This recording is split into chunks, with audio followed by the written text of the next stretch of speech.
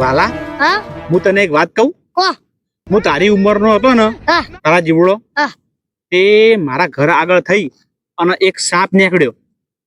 તે ઇનમીએ પકડી હા અને એવો વેઢોળ્યો ને, હા અને પછી સૂટો નશ્યો હા તે સીધો પાટણ જઈને પડ્યો.